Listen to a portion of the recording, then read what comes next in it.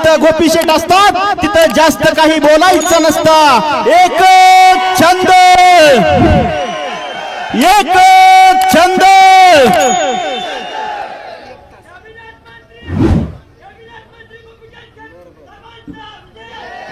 आज मार्कडवाडी येथे तुम्हा सर्वांना भेटण्यासाठी, तुमच्याशी बोलण्यासाठी आज उपस्थित माननीय सदाभाऊ खोत, या विधानसभा मतदारसंघाचे नेते माननीय रामभाऊ सातपुते, या गावचे माजी सरपंच माननीय विजय मार्कड, सोपान वाघमोडे, अप्पाजी मार्कड, पांडुरंग चोपडे, भगवान कोडलकर, महेश मार्कड, आनंदा मार्कड, अनुसयाताई मार्कड, या मंचावरती उपस्थित सर्व मान्यवर, अखंड महाराष्ट्राचं आणि अखंड देशाचं लक्ष मार्कडवाडीकडे लागून राहिलेलं आहे। आणि म्हणून जेव्हा मार्कडवाडीतून आम्हाला फोन आले की मार्कडवाडीतून एकच बाजू महाराष्ट्राच्या समोर जातीये की मार्कडवाडीतल्या लोकांना बॅलेटवरती मतदान हवं आहे आणि म्हणून तुम्ही आणि सदाभाऊनी या गावात आलं पाहिजे। तुम्हाला पाहिजे का बॅलेटवरती मतदान? मार्कडवाडीवाल्यांना जोरात सांगा, कळू द्या, राज्याला कळू द्या। मीडियावाल्यांना माझी विनंती आहे, ही सगळी मार्कडवाडीतली लोक कोण कोण आहेत हात वर करा। हे बघा अख्खं गावच आहे। तर तुम्हाला बॅलेटवरती मतदान पाहिजे आहे का? हात वर करून सांगा, तुम्हाला बॅलेटवरती मतदान पाहिजे आहे का? जोरात सांगा, पवाराला ऐकू गेलं पाहिजे, मोठ्यानं बोला। नाही ना? ईव्हीएम वरती तुम्ही महायुतीच्या बाजूने मतदान केलंय का? कोणी कोणी केलंय हात वर करा। कोणी कोणी केलंय हात वर करा, जरा कळू द्या, हात जरा थोडा वेळ धरा। हा, आणि म्हणून आम्ही ठरवलं की मार्कडवाडी गावामध्ये गेलं पाहिजे। महाराष्ट्रामध्ये आणि देशामध्ये मार्कडवाडी पॅटर्न आणि पहिल्यांदा पॅटर्न कुणाला दिसला? कुणाला दिसला? अरे हे माझं रक्ता मांसाचं गाव आहे, माझ्या पै पाहुण्यांचं गाव आहे, 90% इथं धनगर समाज राहतो। आणि मग माझी जबाबदारी वाढली की अरे धनगरांनाच पुढं का केलं की म्हणजे या महाराष्ट्रातला धनगर समाज लोकशाहीच्या माध्यमातून जी निवडणूक प्रक्रिया पार पडते त्याच्या विरोधात आहे असं वातावरण करण्याचं महापाप शरद पवारांनी केलं। म्हणून आम्ही मार्कडवाडीमध्ये आज आलोय। अरे 100 शकुनी मेल्याच्या नंतर एक पवार जन्माला आलाय। 100 शकुनी मेल्याच्या नंतर एक शरद पवार जन्माला आलाय। याचं डोकं बघा की धनगर समाज हा कायदा मानत नाही, धनगर समाज हा लोकशाही मानत नाही। अरे 100 गावात या विधानसभा मतदारसंघामध्ये माझ्याच मार्कडवाडीला का पुढे केला? आणि म्हणून मी आणि सदाभाऊ इथं तुमच्या गावामध्ये आलो आहे। अरे या हिंदुस्थानातला धनगर समाज हा लोकशाहीला मानतो। या भारताच्या नवनिर्मितीमध्ये धनगरांचा सिंहाचा वाटा आहे। जी संसद भवन आज दिल्लीमध्ये डोमानं उभी आहे, जे राष्ट्रपती भवन दिल्लीमध्ये उभा आहे आणि त्या सगळ्या जमिनी आहेत त्या होळकरांच्या रायसोनी गावामध्ये उभ्या आहेत। अरे ही लोकशाही मजबूत करण्यासाठी या होळकरांचा सिंहाचा वाटा आहे। आणि म्हणून पवारांचा डाव लाथन उधळून टाकण्यासाठी आज आम्ही तुमच्या समोर आलो आहे। बरोबर आहे की चुकीचं आहे? हा का रे बाबा? पहिल्यांदा आम्ही राजीनामा देणार, दे की तुझ्या लेकीचा, दे लेकीचा राजीनामा। 4-5 महिन्यापूर्वी लोकसभेच्या निवडणुका झाल्या, 1 लाख 1.5 लाखांना निवडून आली आहे। दे तुझ्या त्या कर्जत जामखेडच्या नातबाचा 1100 मतांनी निवडून आलाय। दे त्या जयंत पाटलाचा, परवा आला होता ना जयंत पाटील इथं, तोंडावरती साथी आसरा घेऊन आला होता ना, दिसायला देखना राजबिंडा, तितकाच कपटी, तितकाच नीच, तितकाच जातीवादी। दे ना त्याचा राजीनामा, या तिघांचा राजीनामा द्या आणि हे ईव्हीएमचं आंदोलन सुरू करा। आणि राहुल गांधींनी त्यांनी स्वतःचा आणि त्याच्या बहिणीचा देऊ दे ना राजीनामा। आणि मग ह्या आंदोलनामध्ये येऊ दे ना. बरोबर आहे की चुकीचं आहे? बरोबर आहे काय चुकीचं आहे? अरे एका आमच्या आनंदराव देवकाते साहेबांनी राजीनामा दिला, अजूनपर्यंत त्या घराला आमदारकी मिळाली नाही. मिळाली का सांगा? मिळाली? तुम्ही बळीचे बकरी आम्हाला करता. अरे तुम्ही व्हा ना, तुम्हाला बिरोबाला कापतो ना आम्ही माजलेल्यांना. बरोबर ना? आपण बिरोबाला कुणाला कापतो? बोकाड. ते कुठलं बोकाड कापतो? 10-12 बोकड आपल्याकडे असते, कुणाला कापतो? बकरी आपल्याकडे 100 असते, पण त्यातल्या एकालाच का कापतो? कारण ते माजलेलं असतं. आणि म्हणून या महाराष्ट्रातल्या प्रस्थापितांना आपल्याला बिरोबाला आणि खंडोबाला कापावं लागेल. कापायचं की नाही कापायचं? आज महाराष्ट्रामध्ये आणि देशामध्ये निवडणुका झाल्या, ईव्हीएमच्या नावानं तुम्ही आता गळा काढताय. सदाभाऊनी त्यांच्या भाषेत तुम्हाला सांगितलं, अरे बाबानो ही ईव्हीएम आलंय कधी? तुम्ही त्याच्यानंतर 2 वेळा केंद्रामध्ये सत्ता भोगली. 2009ला हे शरदचंद्रजी पवार या माढा लोकसभा मतदारसंघातून ईव्हीएम वरती निवडून गेले. गेले की नाही गेले सांगा? 5 वर्ष तुमचे प्रतिनिधी होते. तुमच्या गावात किती वेळा आलते? मार्कडवाडीमध्ये किती वेळा आलते? जरा जोरात कळू द्या.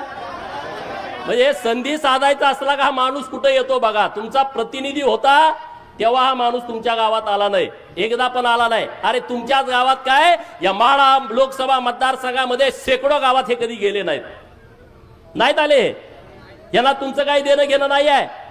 यांचं कसं आहे, आमच्याच कोंबड्यानं बाग दिली पाहिजे आणि मगच उजाडलं पाहिजे. हा जो गेल्या 50 वर्षापासूनचा प्रयोग सुरू आहे, तो प्रयोग आता त्यांचा कोंबडा देवाभाऊनी कापून खाल्लेला आहे. बरोबर? त्यांचा आता कोंबडा ओरडू शकत नाही आणि त्यामुळे त्यांच्या तळपायाची आग मस्तकात गेलेली आहे. आणि म्हणून ठरवलं की आपल्या लोकांशी जाऊन बोललं पाहिजे. समोर जे आंदोलन करतायत त्याही भावांना माझी विनंती आहे, अरे तुम्ही चुकी कसलं आंदोलन करताय? अरे जर समाजाचं आंदोलन असतं, आम्ही सरकारचा विचार केला नसता, आम्ही तुमच्या बाजूने ठामपणे उभं राहिला असतो. आज जे मार्कडवाडीतून जे आंदोलन उभा करताय ना, हे सरंजाईशाही, हे मोहिते असतील, हे पवार असतील, ह्यांना वाटतंय की आम्हीच या लोकांना गुलाब बनवून आम्हीच इथले राजे आहोत लोकशाहीतले सुद्धा. अरे डॉक्टर बाबासाहेब आंबेडकर साहेबांनी जेव्हा संविधान आणलं ना, तेव्हा राजे आणि पोतराजे एका लेवलला आणून बसवले, यामध्ये फरक ठेवला नाही. आणि तुम्ही आता लोकशाहीमध्ये गेली अनेक वर्ष या महाराष्ट्राच्या सत्तेमध्ये ठाण मांडून होता आणि आता तुम्ही बाजूला झाल्यानंतर तुम्हाला वाईट वाटतंय. तुमच्या पोटामध्ये कळा उठतेत. तुमच्या पोटात किती जरी कळा उठल्या तर देवाभाऊ नावाचा डॉक्टर आलाय, चुन्याची गोळी देऊन तुम्हाला बरं करतोय. तुम्ही आता टेन्शन घेऊ नका. ईव्हीएम वरती घोटाळा होतोय. अरे माझं 2019ला मी बारामतीमध्ये उभा होतो, माझं डिपॉझिट जप्त झालं, मी भारतीय जनता पार्टीचा उमेदवार होतो. ईव्हीएम मध्ये जर घोटाळा असता तर माझं डिपॉझिट गेलं असतं का? तुम्ही साधा विचार करा. गेलं असतं का सांगा? जरा तरी जवळ आणून चिटकवलं असतं का नसतं? हा, जरा तरी जवळ. अरे 2024च्या लोकसभेमध्ये तुमचे 31 खासदार निवडून आले, तेव्हा ह्यांची स्टेटमेंट काय होती पवारांची? महाराष्ट्राने महायुतीचा सुपडा साफ केला. बघा पेपर काढून, बघा युट्यूब वरती बातम्या काढून. महाराष्ट्राची जनता माफ करणार नाही. त्यांनी तुम्हाला हद्दपार केलं 4 महिन्यापूर्वी यांची स्टेटमेंट, आणि आता तुम्हाला हद्दपार केलं तर ईव्हीएमच्या मागे पवार दडायला लागले. अरे ईव्हीएम बारकी मशीन आहे, त्याच्या मागे पवारासारखा माणूस दडू शकतो का? पण दडायला लागले. सदाभाऊनी तुम्हाला सांगितलं बॅलेटवरच्या ह्यांना निवडणुका काय पाहिजेत. डॉक्टर बाबासाहेब आंबेडकर साहेब 1952ला लोकसभेला उभा होते. त्यांचा 14,000 मतांनी पराभव झाला आणि 74,000 मतं त्यांनी बाद केली होती. 74,000 मतं बाद. हे टगे लोक काय करायचे माहिती का? तुमचं बॅलेटवर आहे, दुसरी टिक मारली, बाद झालं. चिठ्ठी गिळून खाल्ली, विषय संपला. चिठ्ठी पळवून नेली, विषय संपला. आता यांना यात हस्तक्षेप करता येत नाही. आज हे मीडियामध्ये काय सांगतायत की अमेरिकेमध्ये सुद्धा ईव्हीएम वापरलं जात नाही. किती खोटं सांगायचं बघा. आज देशामधल्या अनेक राष्ट्रांमध्ये ईव्हीएम वरती निवडणुका होत आहेत. त्यामध्ये अमेरिकेमधले काही राज्य आहेत, त्यामध्ये ऑस्ट्रेलिया आहे, त्यामध्ये बेल्जियम आहे, Bulgaria, Switzerland, Canada, Mexico Argentina, Brazil, Chile, Peru, Venezuela, Namibia, Nepal, Bhutan, Armenia, शेजारचा आपल्या बांगलादेश, आणि याच्यापेक्षा काय, जो राहुल गांधी तुमच्या गावामध्ये येणार आहे त्याच्या आजोळात इटलीमध्ये सुद्धा ईएम वरती निवडणुका होत आहेत. राहुल बाबाला माझा सवाल आहे, पहिला आजोळला जा, मामाच्या गावाला जा, झुक झुक झुक झुक आगेन गाडी, धुराच्या रेस्या हवेत काढी, पळती झाडे पाहूया आणि मामाच्या गावाला जाऊया. आमच्या लहानपणी आम्ही म्हणत होतो तू विमानातनं जा आणि इटलीमध्ये काय ईव्हीएम मधून मतदान होतंय याचा अभ्यास कर ना. किती या देशामध्ये खोटं पसरवायचं. आपल्याकडे एक म्हण आहे, खरं घरातून बाहेर पडेपर्यंत, चप्पल घालूपर्यंत खोटं गावभर हिंडून येतं. खरं घरातून बाहेर पडेपर्यंत, चप्पल घालेपर्यंत खोटं गावभर हिंडून येतं. महाराष्ट्रामध्ये आणि देशामध्ये तसं झालंय. नरेंद्र मोदी साहेबांचं खरं चप्पल घालूच तर राहुल बाबाचं खोटा कर देशभर पसरतंय. इकडं शरद पवार देवाभाऊचं खरं चप्पल घालूच तर, बाहेर पडूच तर शरद पवारचं खोटा का महाराष्ट्रभर पसरतोय. असं झालं, तसं झालं, अमुक झालं, तमुक झालं. अरे पारावरती गप्पा मारताना पवार साहेब लय खतरनाक माणूस आहे, पवार साहेब माणूस हुशार आहे. अरे आतापर्यंत शरद पवार हा विश्वासघातकी माणूस आहे हे सगळ्या लोकांना माहित होतं. कुणाकुणाला माहित नव्हतं हात वर करा. सगळ्याला माहित, कुणाकुणाला माहित होतं त्यांनी हात वर करा की शरद पवारांचं संपूर्ण राजकारण हे विश्वासघातावरती अवलंबून आहे. याबद्दल महाराष्ट्रातल्या कुठल्याच माणसाच्या मनामध्ये शंका नव्हती. का होती कुणाच्या मनामध्ये शंका? पण शरद पवार हुशार आहे असं सगळी माणसं म्हणत होती. शरद पवाराला अक्कल जास्त आहे, ती कधी काय करत सांगता येत नाही. हे म्हणणं तुमचं खरं होतं का नाही सांगा. पण मार्कडवाडीच्या पॅटर्न मध्ये पवारांनी लक्ष घातल्यानंतर पवार विश्वासघातकी आहेत हे सगळ्याला मान्य होतं. पण पवारांची अक्कल सुद्धा संपलेली आहे हे आता मार्कडवाडीच्या आंदोलनामधनं माहीत झालेलं आहे लोकांना. बरोबर ना? अरे बाबा काय आंदोलन तुम्ही करताय, काय प्रक्रिया आहे तुम्ही समजून घ्या. या महाविकास आघाडीच्या नेत्यांना मी आणि सदाभाऊंनी आवाहन केलं होतं. मुंबईमध्ये महात्मा गांधींच्या पुतळ्यांच्या समोर बसून हे आवाहन केलं होतं की 2017 साली निवडणूक आयोगानं आवाहन केलाय, जर यामध्ये काही घोटाळा असेल तर तुम्ही समोर या आणि आम्हाला दाखवून द्या. 2017 पासून 2024 पर्यंत एकही माणूस तिथं ईव्हीएम मशीन हॅक होतंय याचा पुरावा घेऊन गेला नाही. आणि आम्ही सुद्धा आवाहन केला होता, तुम्ही कशाला असं खोटं सांगताय लोकांना. जर ईव्हीएम हॅक होत असेल, ईव्हीएम मध्ये सेटिंग झाला असेल तर तुम्ही सगळे समोर या आणि आम्हाला दाखवून द्या की ईव्हीएम मध्ये अशा अशा पद्धतीने घोटाळा होतोय. एकही माणूस पुढे यायला तयार नाही. बक्षीस पण आम्ही जाहीर केलं. जयंत पाटील इथं आले होते परवा, त्याचा चेहरा बघितला, लय डिम पडलं होतं. अरे 22 तारखेला संध्याकाळी हा माणूस मुख्यमंत्री होणार म्हणून नव्या नवरी सारखा नटला होता, इकडं तिकडं फिरत होता की मुख्यमंत्री होणार. आणि सकाळी 11 वाजता गारज झाला, एकदम गडी डिम पडलाय. एकदम असा राजबिंडा गडी पण असा डिम पडलाय. आणि तो काय म्हणतोय, कार्यकर्त्याची मिटिंग घेऊन आपला विजय हा 61,000 मतांनी झालाय. निवडून किती मतांनी आलाय? 11,000. भाजपवाल्यांनी 50,000 मतं यात अगोदरच सेट केलेत. काय म्हणतोय? भाजपनं 50,000 मतं अगोदरच सेट केलेत.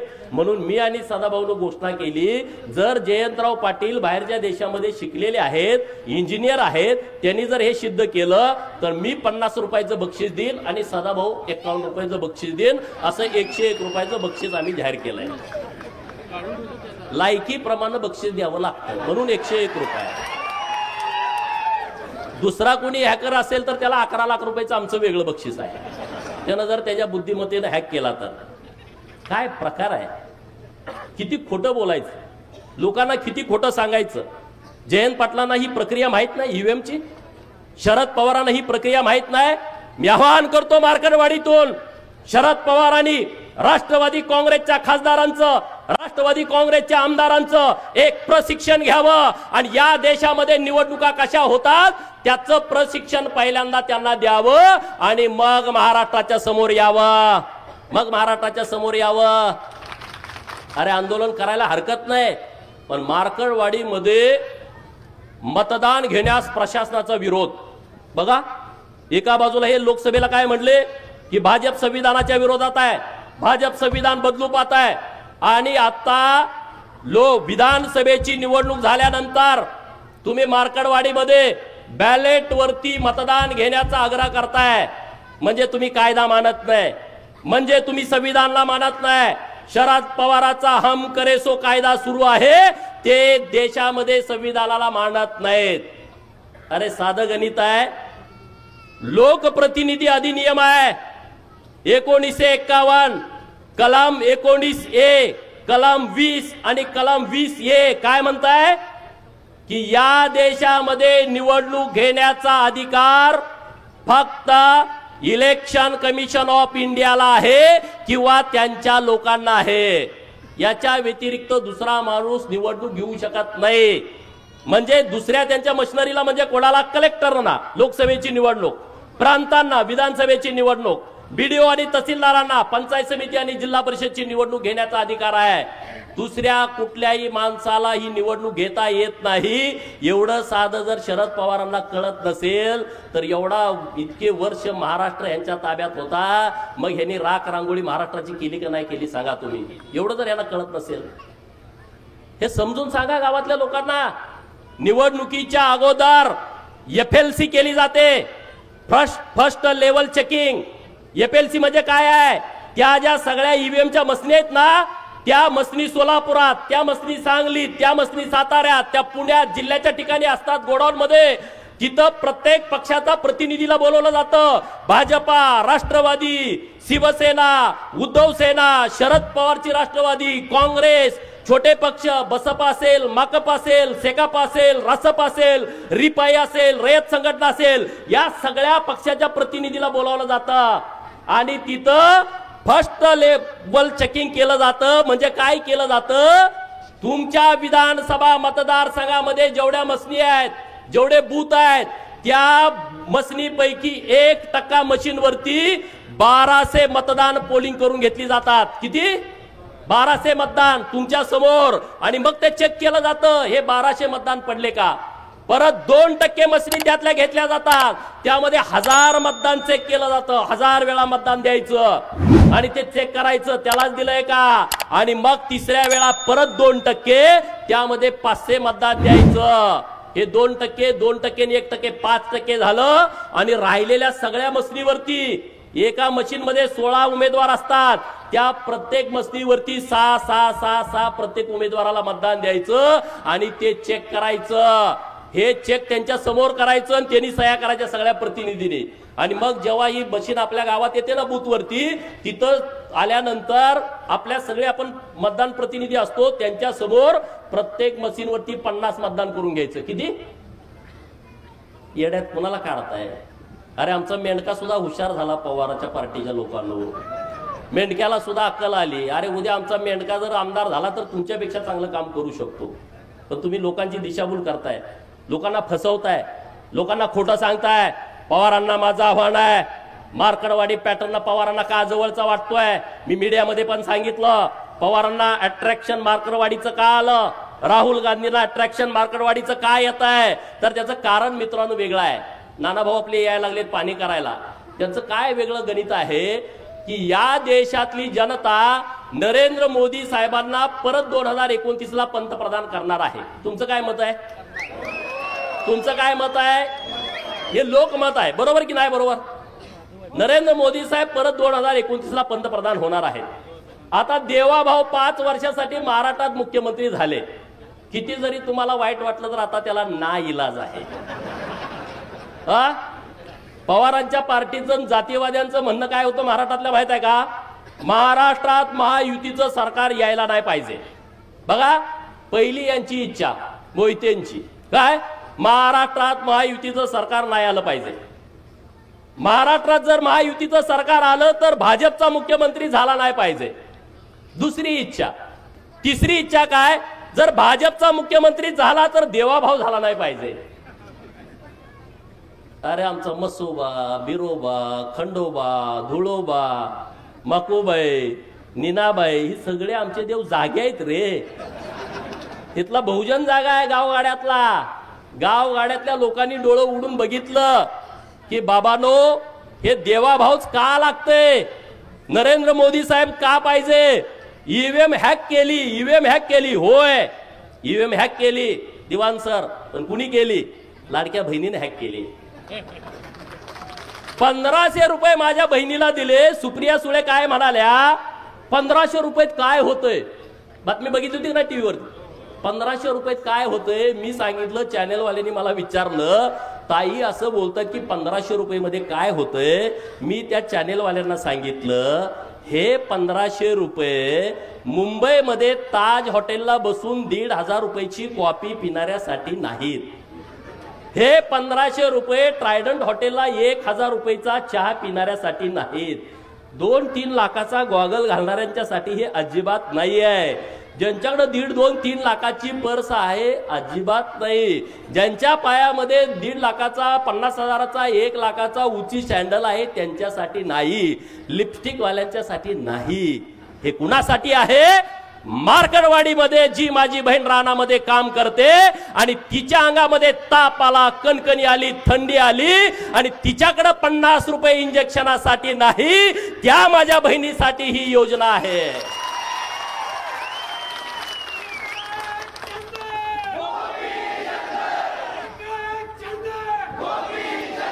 दुपारची शाळा सुटल्यानंतर पोरग पळत पळत पळत येतंय, आई आई आई मला 10 रुपये पाहिजेत आईस्क्रीम घ्यायला. आणि जेव्हा आई घरामध्ये जाते, डब्यामध्ये बघते, गाडग्यामध्ये बघते, चुलीजवळ बघते, तिच्याकडे 10 रुपये नाहीत आणि म्हणून तिच्या डोळ्यात पाणी येतंय की मी माझ्या लाडक्या पोराच्या हातामध्ये खाऊसाठी 10 रुपये देऊ शकत नाही. त्या लाडक्या बहिणीसाठी ही आमची योजना आहे. आणि म्हणून महाराष्ट्रातल्या लाडक्या बहिणीनं ही ईव्हीएम मशीन हॅक केली. या महाराष्ट्रातल्या ओबीसीनं 346 जाती असणाऱ्या ओबीसीनं, भटक्या विमुक्तानं, या महाराष्ट्रातल्या लोकांनी ईव्हीएम मशीन हॅक केली. सगळी मतं ही महायुतीच्या बाजूने दिली. या महाराष्ट्रातला गरीब मराठा ताकदीनं देवाभाऊंच्या पाठीमागे उभा राहिला, त्यानं ही मशीन हॅक केली. मित्रांनो, गावातल्या कोतवालाला जाऊन भेटा. 7,500 पगार वाढवला, परत 10% वाढवला. कोतवालाचं गावात संबंध किती असतील तुम्हाला माहित आहे? कोतवालाच्या पुढे कोण जाते का? नाहीतर उतारा उलटा पालटा करून टाकते. या महाराष्ट्रातल्या कोतवालांचा 7,500 पगार वाढवला. त्या कोतवालांनी आमच्या बाजूने मतदान केलं, त्यांनी ईव्हीएम मशीन हॅक केली. गावातल्या पोलीस पाटील इथं कोण आहे का? पोलीस पाटील 8,500 मानधन वाढवलं या महाराष्ट्रातल्या पोलीस पाटलांचं. Police Patil EVM machine hack करायचं सोडल का सांगा? 5 वर्ष आंदोलन करत आम्हाला हे द्या, आम्हाला ते, कुणी काय दिलं नाही. देवा भाऊनी 8,500 वाढवून टाकले. पोलीस पाटलाला पै पाहुणे नातेवाईक असते की नाही? पाटील गावात रुबाबदार असते, दिलं नसते काम पाटलाचं. पाटलाच्या नातेवाईकांनी मशीन हॅक करून टाकली. सगळे माहितीच्या बाजूने मतदान करून टाकलं की नाही टाकलं सांगा? होमगार्ड पोरं आंदोलन करतेत, 180 दिवस आम्हाला काम द्या आणि आमच्या मानधनात दुप्पट वाढ करा. कधीच कुणी केली नाही. देवाभाऊने केली, दुप्पट वाढ करून टाकली. पोलीस ड्रेसमध्ये असणारा माझा होमगार्ड भाऊ खुश झाला, त्यानं ईव्हीएम मशीन हॅक केली. 1 रुपयामध्ये विमा.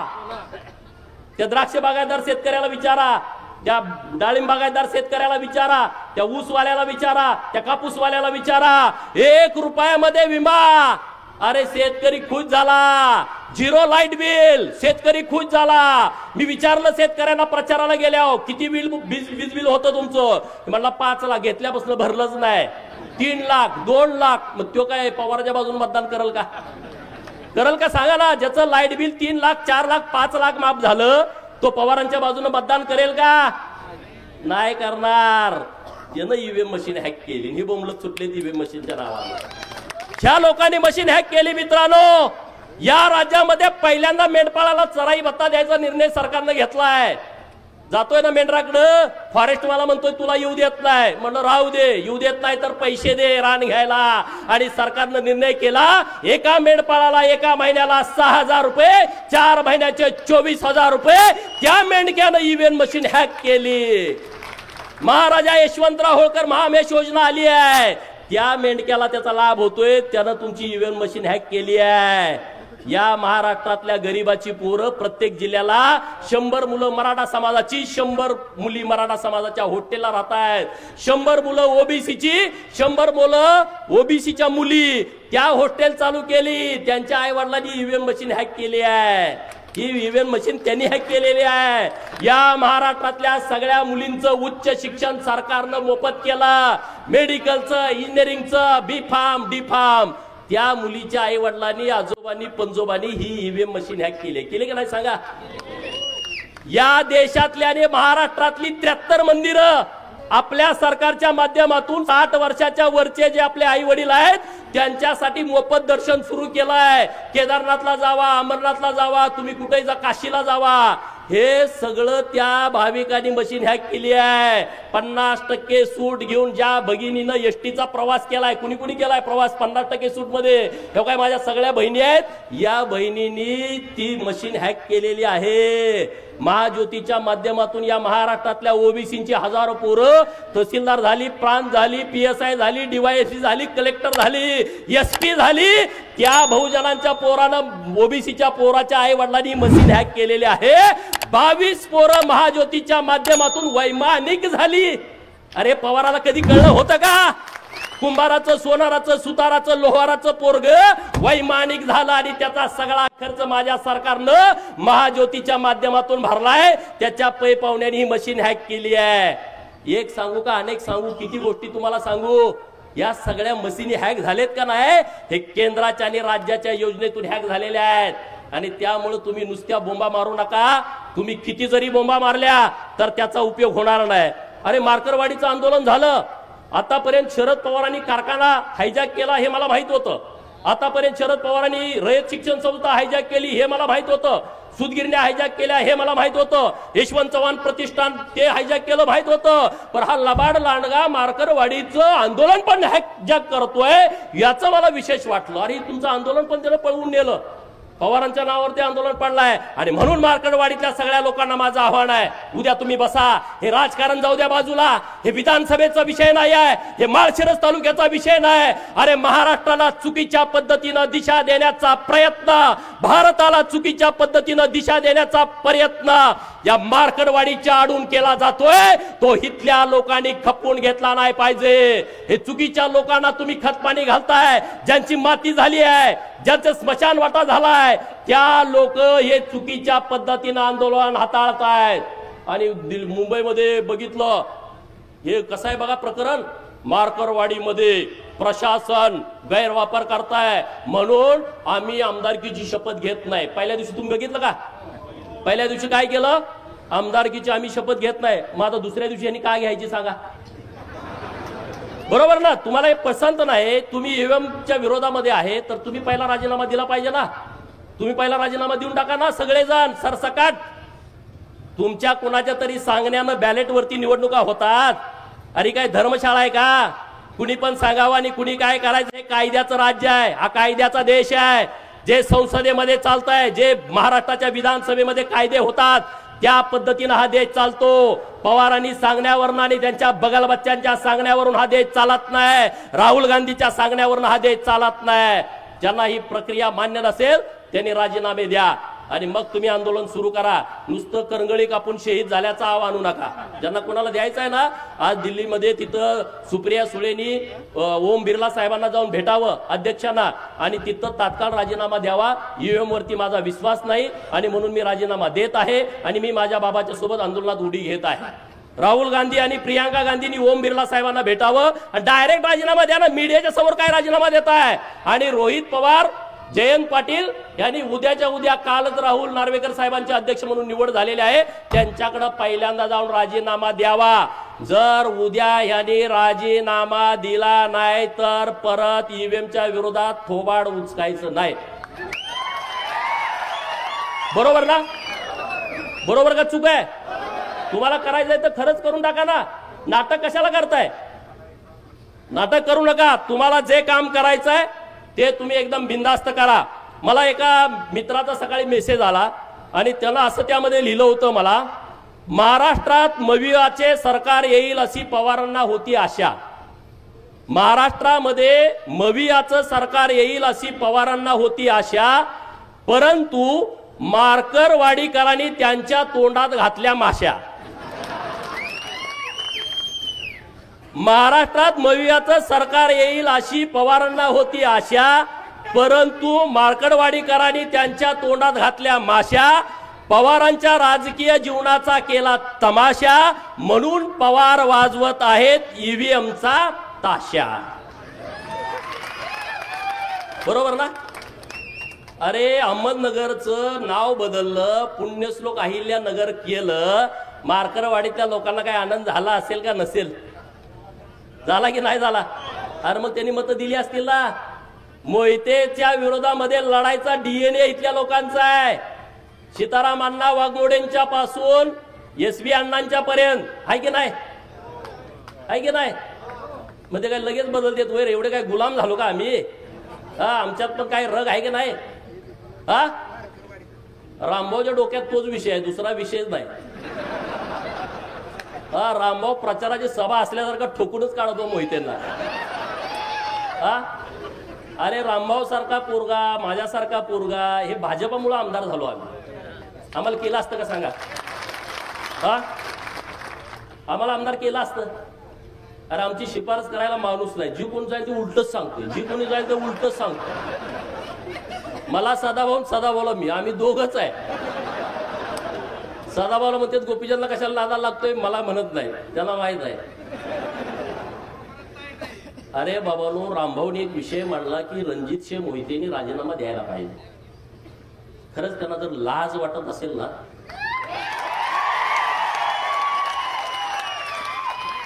अरे आपण ज्या देवाभाऊंच्या मुळे माणसात आहोत, जेलमध्ये तुम्ही असता, त्या देवाभाऊंच्या अडचणीच्या काळात विधानसभेला विरोधामध्ये गेला.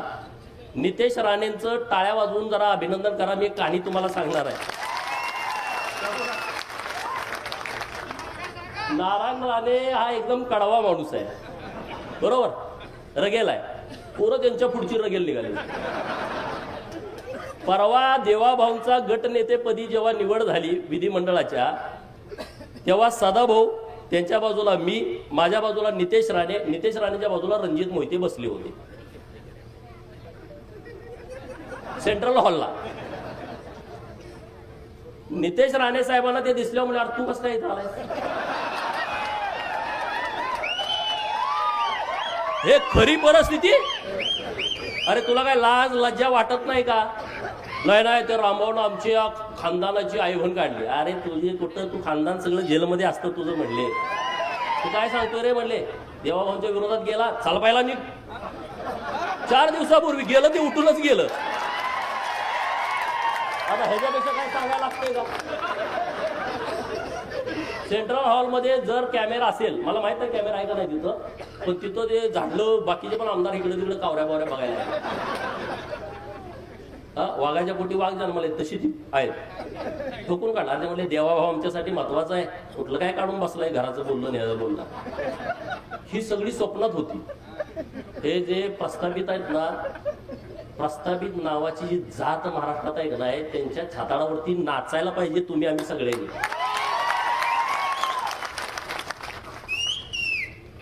नाचायला पाहिजे का नाही पाहिजे? त्यांना असं वाटत होतं की आता आपलं कोणतं सरकार येते ना, आम्ही असं करून तसं करू. आता इतकी मोह आलेत. जयंत पाटलाचं कालचं सभागृहातलं भाषण ऐकलं का? 2019ला देवाभाऊंना पुन्हा येईन ह्याच्यावरती असा डिवचत होता का नाही? आणि काल सुतासारखा मोह. 4 वेळा पाया पडले सगळ्यात तिन्ही पुढाऱ्यांच्या. किती वेळा? जयंत पाटील वाटतंय ना, 4 वेळा लाचार झाले.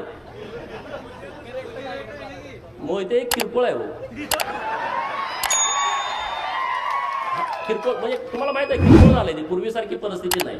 त्यामुळे जास्त बोलण्यात काय पॉईंट आहे असं मला वाटत नाही. कारण ह्या लोकांची सवय काय, आमचं पोरगं जरी जन्माला आलं तर ते आमदार झालं पाहिजे. आणि आम्ही किती बी इकडं 20-20 वर्ष काम केलं, त्यांचं काय ह्यांना लॉटरी लागली म्हणते. अरे लॉटरी? अरे आमच्या अंगावरती अजून पोलिसांनी मारलेले वळ गेले नाही 2007, 8, 9चे. हा, या जयंत पाटलाला मी जेव्हा अडवलं होतं तेव्हा आमच्यावरती लाठीचार्ज झाला होता. ती पोलिसाकडं प्लॅस्टिकचे काटे ना, पोलिसाकडं लय वाईट आहे. ते मारल्यानंतर 1 तासानं कळतंय कातड गेले, आधी कळत नाही. पुण्यश्लोक अहिल्या देवीची जयंती होती त्या दिवशी, आणि अचानक मी तिथं मंत्र्यांना बंदी घातली होती, टेंबूचं पाणी जोपर्यंत देत नाही तोपर्यंत मंत्र्यांनी यायचं नाही. जयंतरावला जरा कंड होता, अचानक हेलिकॉप्टर उतरवलं. मी तासगावात गेलो होतो, मला कळाला आलाय, लगेच गाडी वळवली, 5-50 पोरावरती अडवून टाकला. अडवला का पोलिसांनी लाठीचार्ज केला आणि परत आम्ही त्या जयंतीच्या कार्यक्रमाला गेलो, किडेविसरी तालुका सांगोल्याला. आणि तिथं कोंबडवाडी म्हणून गाव आहे, तिथं गेल्यावर चणचणायला लागलं, तोवर कळालं नव्हतं. अरे सगळ्यांना म्हटलं बघा काय काय झालं, पॅन्टावर केल्या तर कातडच नाही, सगळं रगात. अरे आम्ही संघर्ष केलेले लोक आहोत, आम्ही संघर्ष करून इथं आलोय, आम्हाला काही लॉटरी लागलेली नाही. आमच्या घरात पोरग जन्माला आलं तर आमचा नामकरणाचा कार्यक्रम कसा असतो? पोरग पाळण्यात ठेवतेत, आमच्या आया बहिणी गोळा होते, कुणी गोविंद म्हणा, कुणी गोपाळ म्हणा, कुणी गोविंद म्हणा, कुणी गोपाळ म्हणा, कुर्र करून त्याचं नाव ठेवते, बरोबर. मोहितेच्या घरात असं नाही, कुणी गोविंद म्हणा, कुणी गोपाळ म्हणा. तिथं पाळण्यात ठेवले, मग कुणी आमदार व्हा, कुणी खासदार व्हा. काय, कुणी आमदार व्हा, कुणी खासदार व्हा, कुठल्याही पार्टीत जावा, बेईमान राहावा, पण आमदार खासदार व्हा. त्यात नाही जमलं तर जिल्हा परिषदचा अध्यक्ष व्हा, जिल्हा परिषदचा सभापती व्हा, झडपीचा मेंबर व्हा, पंचायत समितीचा मेंबर व्हा, नाही झालं तर मग तिथं सरपंच व्हा, पण सुट्टी देऊ नका. माझी भाजपला सुद्धा विनंती आहे, ज्यांनी गद्दारी केली आहे 2024ला आपल्या पडत्या काळामध्ये, त्यांना पायताना जवळ सुद्धा उभा करू नका. एकट्या मोहित्यांचा विषय नाही, महाराष्ट्रात ज्याने आपला लाभ घेतला, आपला गैरफायदा घेतला, त्यामुळे तुम्ही रामभाऊ चिंता करू नका. तुमचा योग्य सन्मान भारतीय जनता पार्टीच्या माध्यमातून होईल, यासाठी मी आणि सदाभाऊ माननीय देवाभाऊंना जाऊन भेटेन, चिंता करू नका अजिबात.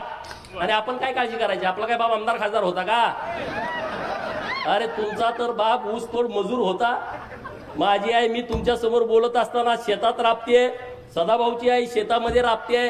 आपलं नुकसान होणार आहे काय? आपला काय कारखाना आहे का, सुलगिरणी आहे का, बँक आहे का, आपल्यावर लोन आहे काय? नाही, आपल्याकडे कापड आणि गाडी सोडून काही नाही, काय चिंता करायचं आहे? त्यामुळं कुठल्याही प्रस्थापिताच्या छताडाला धरायला आम्हाला कधीच काय भीती वाटत नाही. आणि आम्ही छताड धरतोय तुमच्यासाठी धरतो. आमचं वैयक्तिक काय नाही त्यांच्यासाठी, आमचं वैयक्तिक तिथं काय अडकलेलं नाहीये.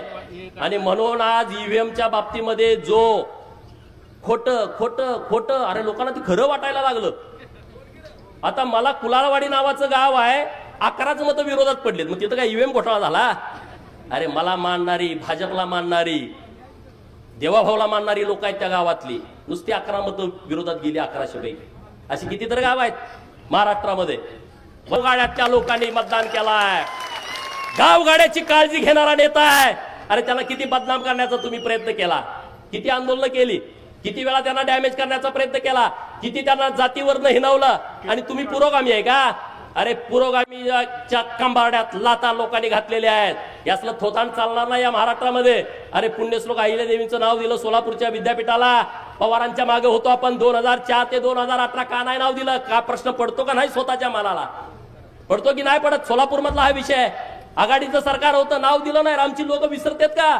नाहीत विसरत. आणि म्हणून मार्कणवाडीतली गावातली लोक ताकदीनं महायुतीच्या सोबत उभा राहिली, नरेंद्र मोदी साहेबांच्या सोबत उभा राहिली, देवाभाऊंच्या, एकनाथ शिंदे साहेबांच्या सोबत उभा राहिली. आणि पुढे सुद्धा तुम्ही ताकदीनं उभं राहा.